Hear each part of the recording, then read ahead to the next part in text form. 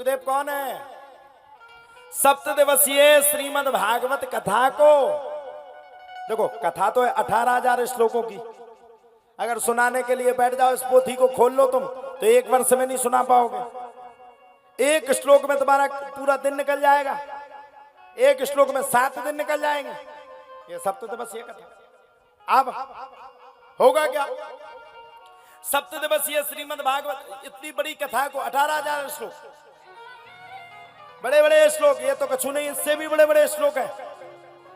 अब तो कहा कि मेरे तो गुरु सुखदेव बाबा है। सभी ऋषियों ने हाथ जोड़ करके पूछा, बोले भगवान अगर आपके गुरु सुखदेव बाबा हैं तो कृपा करके हमें, कृपा करके हमें बतलाएं, अपने गुरु का परिचय हमें दें। बोले कौन? बोले मैं अब सुनाता हूं। यम प्रव्रजंत मनुपेत मपेत कृत्यम द्वैपायनो विरह कातरयाः जुहाव श्रीपुत्रेति तन्मयतया तरवोभिनेदो तम सर्वभूते हृदयम् मुनिमाहान तोष्मि। ये सुखदेव बाबा कौन है? ये सुखदेव बाबा राधा रानी और भगवान श्री कृष्ण के बड़े चहेते तोता हैं। और ये सुखदेव बाबा वो हैं जिन्होंने राजा परीक्षित को मात्र 7 दिन में मुक्ति दिला दी। वो है सुखदेव। सप्त दिवसीय भागवत का निरूपण कहां से हुआ, कहां से प्रथा चली? सुखदेव बाबा ने राजा परीक्षित को मात्र 7 दिन में भागवत की कथा सुनाई, और मात्र 7 दिन में उनकी जय जय हो गई, कल्याण हो गई। तब से सप्त दिवसीय श्रीमद् भागवत कथा चली। अब सुखदेव जी का भी वर्णन सुन लो। पृथ्वी पर भार ज्यादा बढ़ गया, पृथ्वी पर अत्याचार ज्यादा बढ़ गया, और लिखा भी है जब जब होए धर्म की हानि, जब जब होए धर्म की हानि, बाढ़हि असुर अधम अभिमानी, बाढ़हि असुर। हम सबके बीच में पूज्य फरहारी जी महाराज जी का आगमन हुआ। सब लोग एक बार जोरदार ताली से महाराज जी का स्वागत करेंगे। जब जब होए धर्म की हानि, जब जब होए धर्म की हानि, बाढ़हि असुर अधम अभिमानी, बाढ़हि असुर अधम अभिमानी। हो तब तब धरे प्रभु विविध शरीरा, तब तब धरे प्रभु विविध शरीरा। हो तब तब धरे प्रभु विविध शरीरा, तब तब धरे प्रभु विविध शरीरा।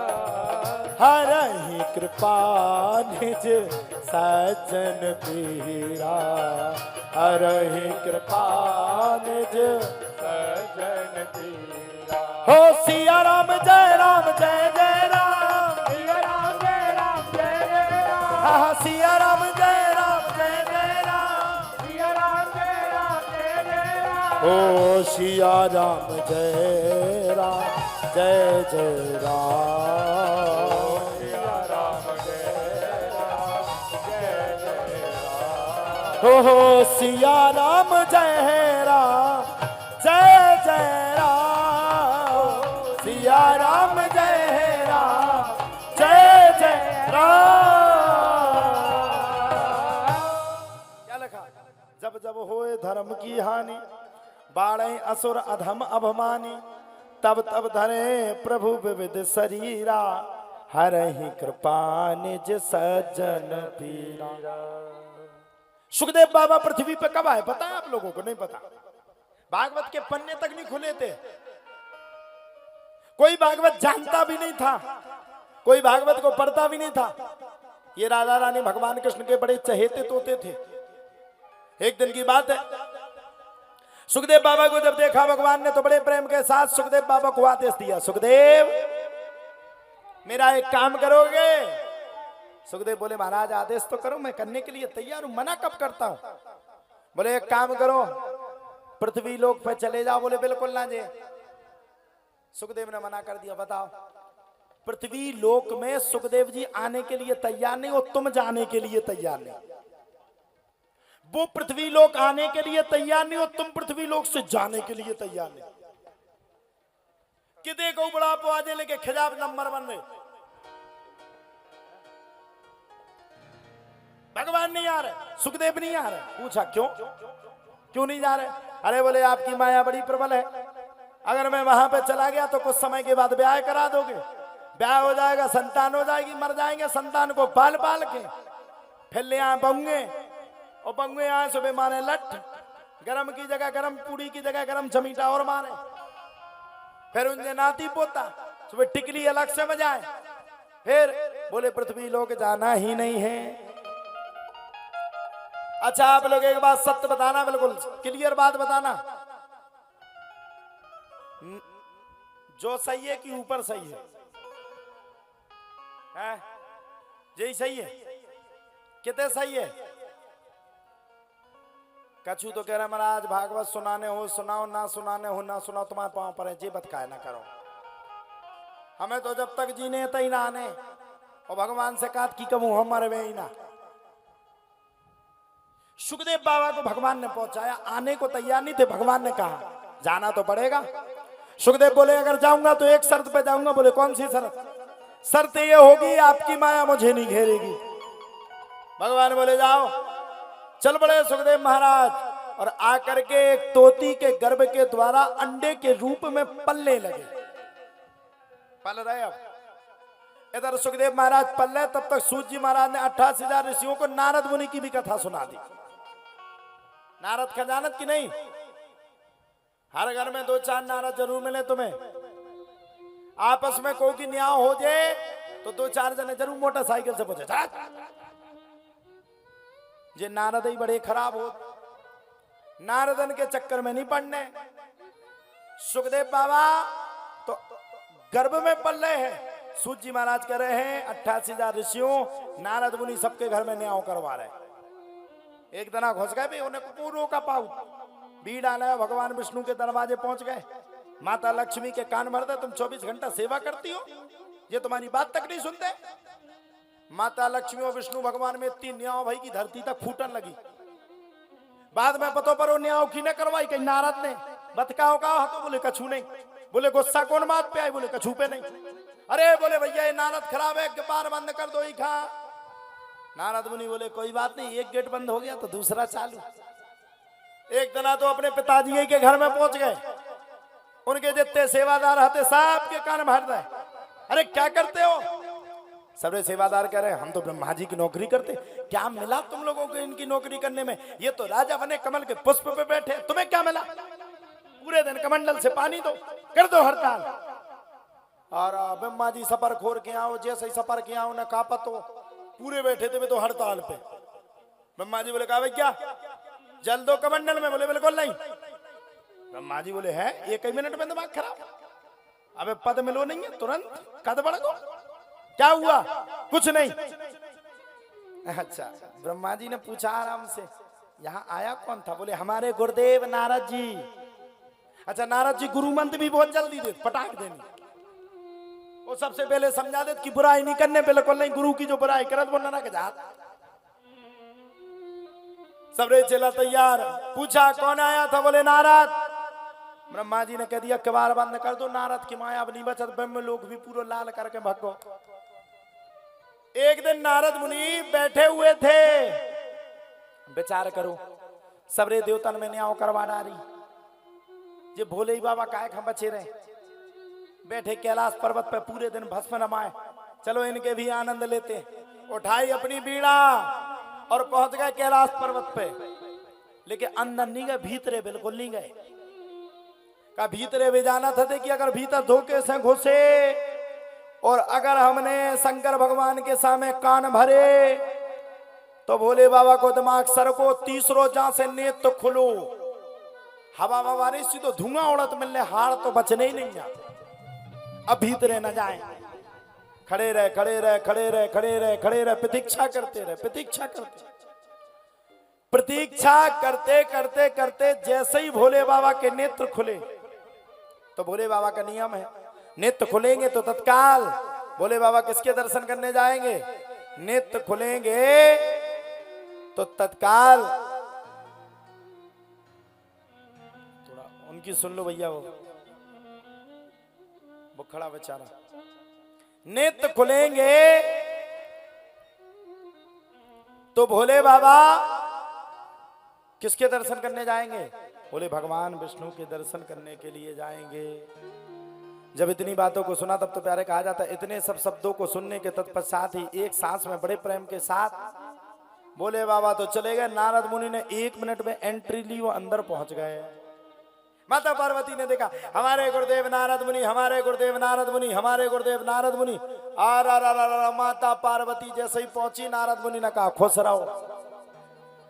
माता पार्वती बोली क्या हुआ, बड़े दिनों के बाद आए हो प्रभु। जब इतनी बातों को सुना तो नारद मुनि ने हाथ जोड़ करके कहा, बोले आजकल मैं किसी के घरों में जाते ही नहीं। पूछा क्यों नहीं जाते हो? बोले आजकल सबरे झूठ बोलते हो, झूठ बोलने वालों के घर पे नहीं जाते। हम जाए तुम्हारे घर में लड़ुआ पेड़ा खीर सब्जी सब कुछ खा जाए और बाद में तुम कहो सब्जी कैसी बनी, बोले महाबराई। तुम्हें तो जा लगे कि कुलारी उठाओ, सबसे पहले इन्हें फ्री करो, है खाओगे और बुराई करोगे तो आदमी गुस्सा हो जाएगा। पार्वती बोले क्या बात करते हो, मेरे कैलाश पर तो कोई लड़ाई झगड़ा होता ही नहीं है। मेरे कैलाश पर्वत पर तो भोलेनाथ मुझसे इतना प्रेम करते कि कोई कर ही नहीं सकता। अच्छा भोले बाबा बोले, नारद मुनि बोले सबसे ज्यादा प्रेम करते? बोले हाँ। सब बात बताते? अरे बोले ये बताते कि किस किस का ध्यान कर रहे?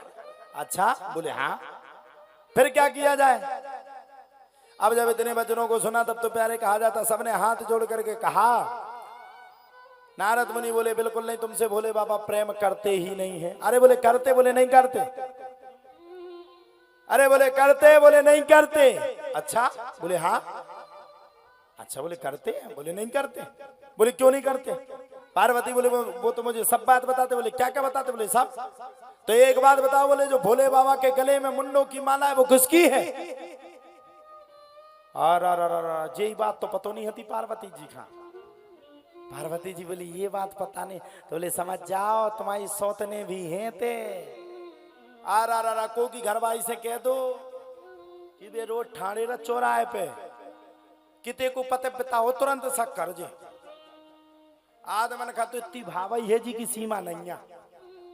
आदमी जो अंदना अच्छो सच के गो सेंटिमेंट डार के गो घरवाई तुरंत पूछे क्या बात है, रोज जा रहे हो आजकल स्टाइल में हीरो की तरह एंट्री मार रहे हो खड़े रहते हो, क्या बात है? किताए खा जात कीमत आई खात सोंगा जो किते को है जो सेंट। अब बताओ सेंट ही नहीं डाल सकता आदमी। अगर आदमी तरह लेट होगा तो घर भाई पूछे कहाँ हो? पान वाले की दुकान पे, जरा बात करवाओ। आदमी के ब्याह हमने करो, पान वाले से क्या बात करने? ये स्थिति माताओं का शक कभी पूर्ण नहीं हो सकता, पूर्ण नहीं हो सकता कभी नहीं। अगर कोई कहते तो अनायास में लड़ पड़ेंगी। अगर कोई कहते कि तुम्हारे पति फलानी जगह रोज खड़े रहते तो हम कह रहे हैं लाठी कुलारी तुरंत निकल जाएगी। माता पार्वती भी लाल आ जाने दो भोलेनाथ को। आज तक उनने सबका क्रोध देखा, अपना क्रोध देखा, लेकिन आज के बाद वो पार्वती का क्रोध देखेंगे। नारद मुनि समझ गए बेटा कर रो होगा काम। देवे आए थे बैटरी 100 लेकिन थे तो होगा मलेरिया 1000 के ऊपर, सरक लो। नारद मुनि ने जल्दी उठाई बीड़ा, सरकने की कोशिश करी और भगत गए भगत गए भगत गए ना। ऐसे भोले बाबा आ रहे थे आपस में टकराने और नारद मुनि मार डरे दिखाने। अच्छा जो कुछ चोरी करके आ रहा हो वो बिकट हपाऊ था। भोले बाबा ने भी देखो अब अभी देवतन में सूचना फैली थी कि नारद सबके घर में न्याय मचाए। भोले बाबा ने देखा है नारद किस लिए आए थे? आपके दर्शन करने के लिए। अच्छा अच्छा तो बिना दर्शन के कहाँ जा रहे थे? जा जा थोड़ी रहा था, मैं तो घूम रहा था। कहाँ घूम रहे थे? कैलाश पर्वत पर। अच्छा अच्छा, पसीना क्यों आ रहा है? बोले गर्मी लग रही। बोले कैलाश पे तो बर्फ ही बर्फ है, गर्मी काहे लग रही? अब भीतर की बात को बताए कि माता पार्वती के पूरे कान सेट कर या बस तुम्हें जाके पूरा काम होगा सेट अकली तुम्हें जाके श्री गणेश कन्ने भीतर की को बात बताए। बोले कुछ नहीं कुछ नहीं। अच्छा नारद जी बताओ मेरी पत्नी के कितने कान मरे? कभी नहीं, जीवन में नहीं, ऐसा नहीं कर सकता, बाल ब्रह्मचारी।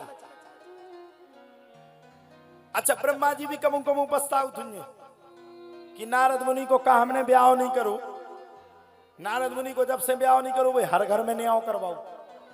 नारद मुनि 10 कदम को आगे बढ़े और पीछे मुड़ के भोले बाबा से बोले, भोले बाबा हाँ। भोले बाबा बोले क्या बात है? वो आपको याद कर रही। कौन? वो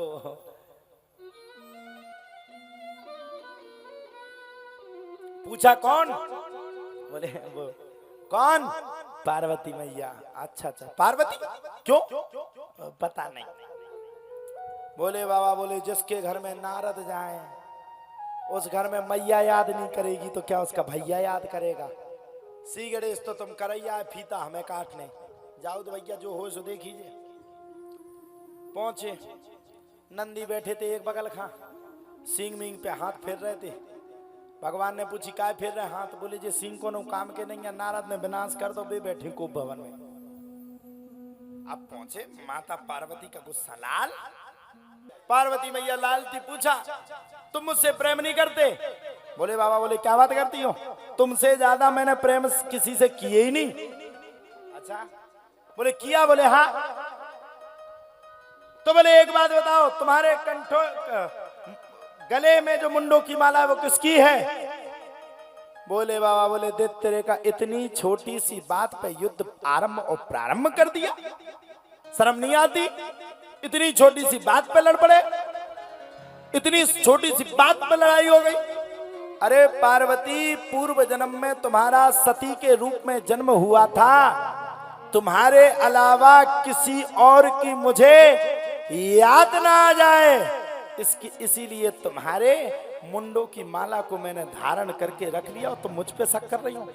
अच्छा जो घरवाई का पता पड़ जाए कि आदमी की गलती नहीं है तो फिर बिचौली और बीच में फंसत। हाय राम हमें तो पता ही नहीं है, तो हम तो कभी जानते ही नहीं थे, हम तो तुम पे शक करते ही नहीं। वो तो नारद आया उसने कान भर दिए, फंस गए नारद मुनि। वो है प्रभु।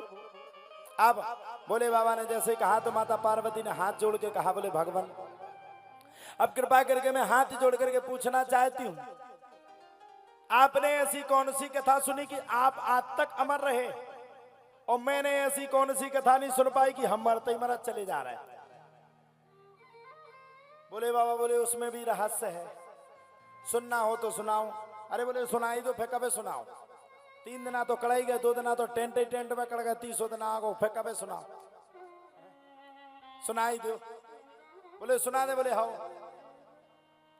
आप बोले बाबा बोले पार्वती मैंने अमर कथा का पान किया, इसलिए मैं कभी नहीं मरता। आ रा रा रा रा रा रा रा। पार्वती मैया भी जो तो पकड़ गए, बोले अमर कथा तो हमें सुनने।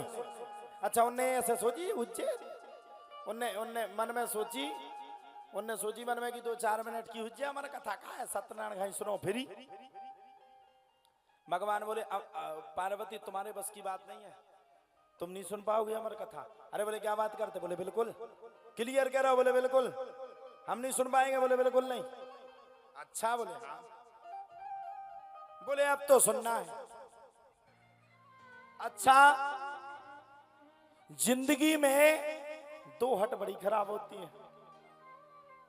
एक बाल हट, अगर बचपन में बालक को हट पकड़ गया कि नहीं पापा अब हम ना खे पाल ले जी बिस्कुट, अब तो हम गुड्डे खे।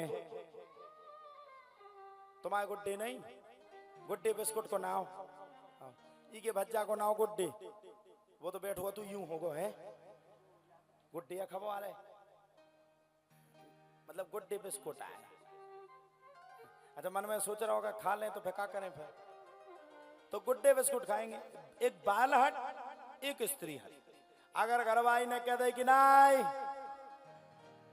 आज तो धुतिया जड़ी भैले यहाँ 5,000 की, तो चाहे फिर अंगूठी बेचो, चाहे फिर मोबाइल बेच दो। वो समय में आज के समय में अंतर है, आपके समय में बहुत अंतर था। हम हकीकत बात कर रहे हैं। वो समय वो था, माताएं 4 बजे उठती थी, स्नान करती थी, स्नान करके वो क्या डरते थे वो आजकल अबे भी डरत ओरेन 5 बजे डर जाती, दिया धर जात तो, कलश धर जात तो, और दिया और कलश धर के 7 बजे भगवान के स्नान ध्यान हो जाते। अब आजकल चल गए एसी, अब नहीं बची देसी।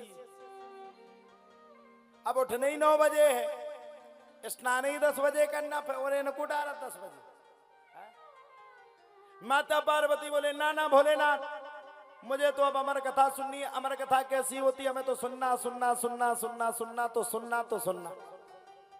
बोले बाबा, बोले देखो पार्वती, अगर अमर कथा मैंने सुना दी तो बीच में ध्यान रखना, अमर कथा के बीच में उठा नहीं जाता। बोले बिल्कुल नहीं उठेंगे, लेकिन सुनना सुनाओ। बोले सुनाए? बोले बिल्कुल। जब इतनी बातों को सुना तब तो माता पार्वती ने बड़े प्रेम के साथ, मगनता के साथ, आनंद लेते हुए माता पार्वती बैठ गई। अच्छा, पूर्व के जमाने में ये नियम था कि देवता लोग किसी को पुराण की कथा नहीं सुनाते थे। अब पूछो क्यों नहीं सुनाते थे? अगर किसी राक्षस ने भागवत की कथा सुन ली तो वो हो जाता अमर, और अगर वो अजर अमर हो जाता तो वो दुष्ट प्रवृत्ति का निकलता। ये डर रहता था देवताओं को।